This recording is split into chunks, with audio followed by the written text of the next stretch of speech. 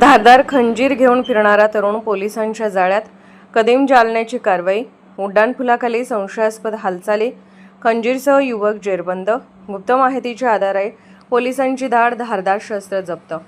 आज दिनांक 11 गुरुवार रोजी सायंकाळी 6 वाजता मिळालेल्या माहितीनुसार कदीम जालना पोलिसांनी शहरात कायदा व सुव्यवस्था अबाधित राखण्यासाठी केलेल्या कारवाईत धारदार खंजीर बाळगून संशयास्पदरित्या फिरणाऱ्या एका तरुणाला ताब्यात घेतला आहे। या प्रकरणी भारतीय हत्यार कायद्यान्वये गुन्हा दाखल करण्यात आला आहे। पोलिसांनी दिलेल्या माहितीनुसार कदीम जालना पोलीस ठाण्याचे police head constable Sadashiv Rathod, police constable Dilip Gaikwad व पोलीस कॉन्स्टेबल मुकेश पढे हे पोलीस ठाणे हद्दीत गस्त घालत होते। यावेळी गुप्त बातमीदारामार्फत नूतन वसाहत उड्डाणपुलाखाली जुना जालना परिसरात एक व्यक्ती धारदार शस्त्र घेऊन फिरत असल्याची माहिती मिळाली। माहितीची खातर जमा करून पोलीस निरीक्षक शेवाळे यांच्या मार्गदर्शनाखाली पोलिसांचे पथक पंचांसह घटनास्थळी पोहोचले।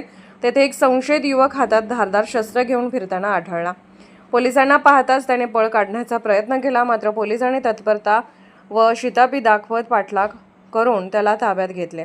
झडतीदरम्यान आरोपीकडून सुमारे 1200 रुपये किमतीचा 31 सेंटीमीटर लांबीचा धारदार खंजीर जप्त करण्यात आला।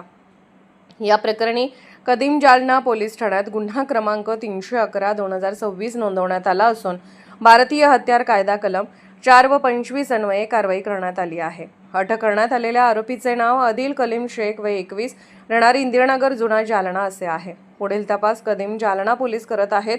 सदरची कारवाई तेगबीर सिंह संधू, पोलीस अधीक्षक जालना, विक्रम साळी, अपर पोलीस अधीक्षक जालना, अनंत कुलकर्णी, उपविभागीय पोलीस अधिकारी जालना यांच्या मार्गदर्शनाखाली जे.बी. शेवाळे, पोलीस निरीक्षक कदीम जालना पोलीस ठाणे, police head constable Sada Rathod, police constable Dilip Gaikwad, police constable Mukesh Padhe, सर्व नेमणूक पोलीस ठाणे कदीम जालना यांनी केली आहे।